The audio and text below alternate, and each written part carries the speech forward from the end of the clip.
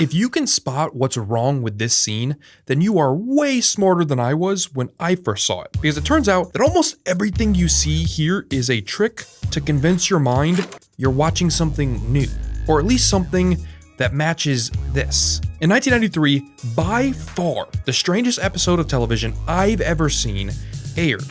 And the first time I saw it, I fell in love with all of it. And then I grew up and I learned that I really had no idea what I was watching. And now I love it more because its story is insane. Oh, and it made a whole lot of people very mad as a result.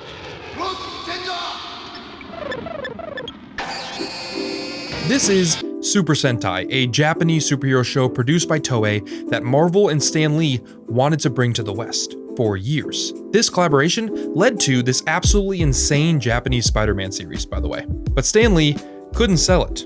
It didn't work. But in the 80s, Haim Saban would take a trip to Japan and see Chodenshi Bayama on his hotel TV. He wanted to bring it to the West, and he couldn't sell it. No one wanted to make a Western Sentai show until Saban came to Fox. And no one believed in it even after finally greenlighting it. In fact, the president of Fox was apparently going to be fired if the show failed. And so they wanted it cheap. And they managed to do that by getting real weird. Yes, I like it. Good.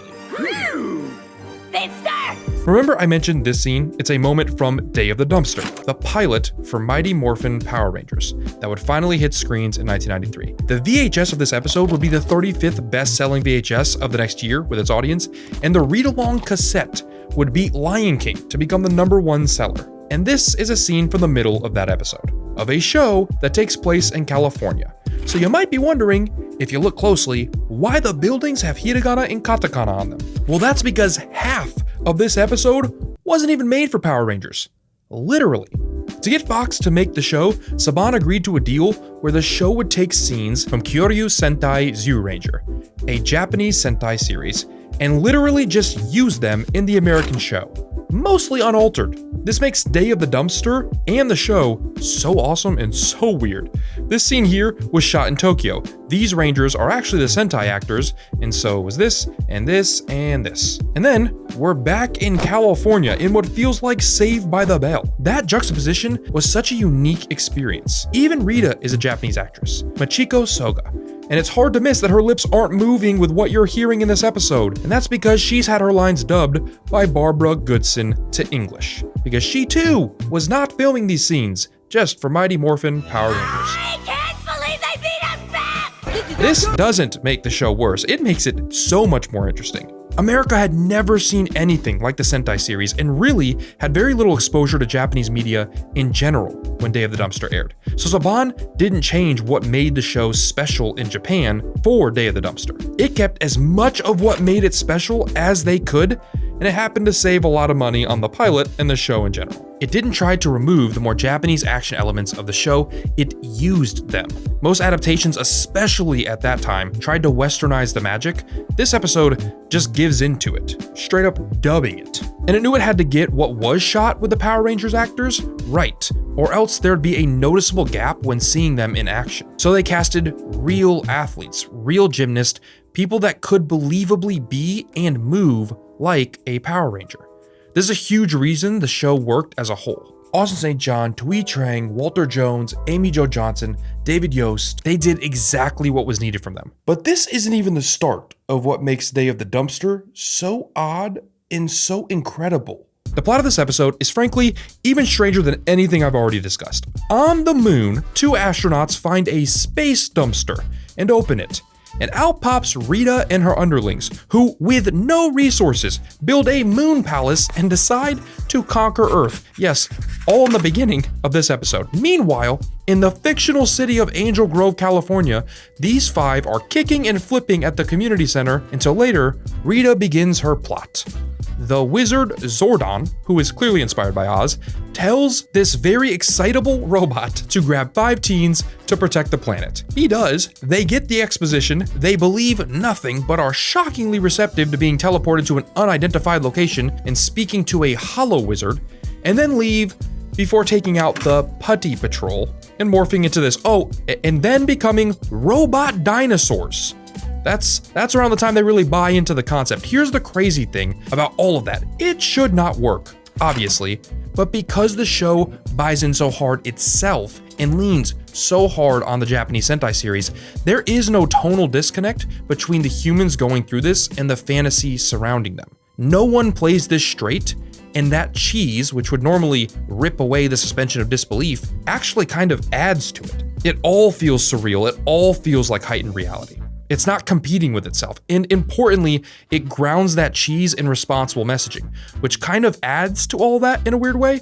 3 rules: can't use your power for your own gain, you must not fight or escalate unless made to, and keep your powers a secret. It gives all of that chaos its Saturday morning superhero tint that connected directly with early and mid-90s comic book fans in the West.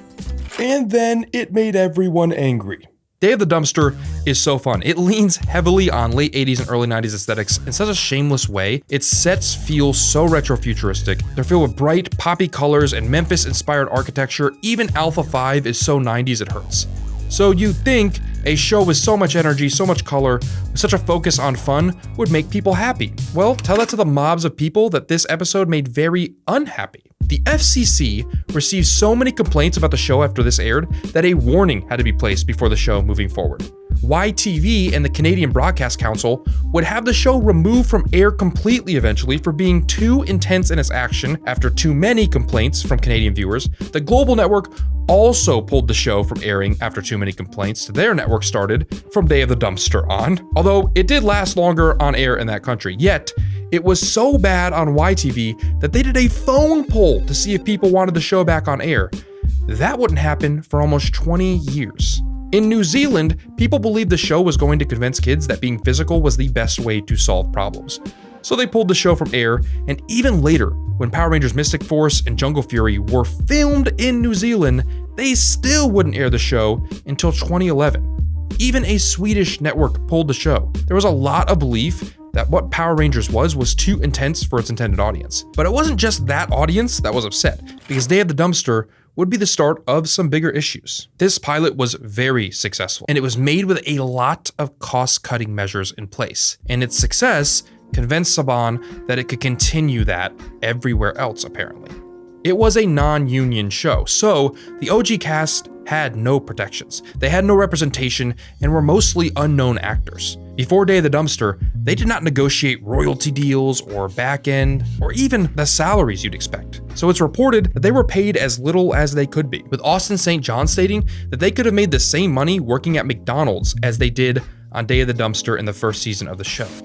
And while not much has been confirmed, it's assumed that that's why the show had such big cast turnovers early on. But the love for the show and its first season persists in millions, even if it seems much behind the scenes could have been handled a bit better. This place is magnificent. I don't get it. How'd we end up here?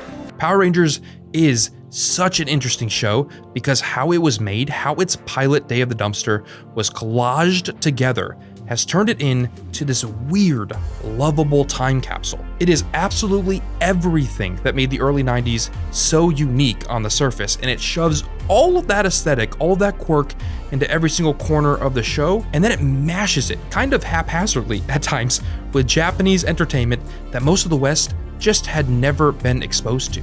And with no internet, no way of knowing any different, it put itself on your screens and asked you to just believe it. And I did. Nostalgia can be blind, but Power Rangers is just as weird and great today as it was when I wasn't so confused by this.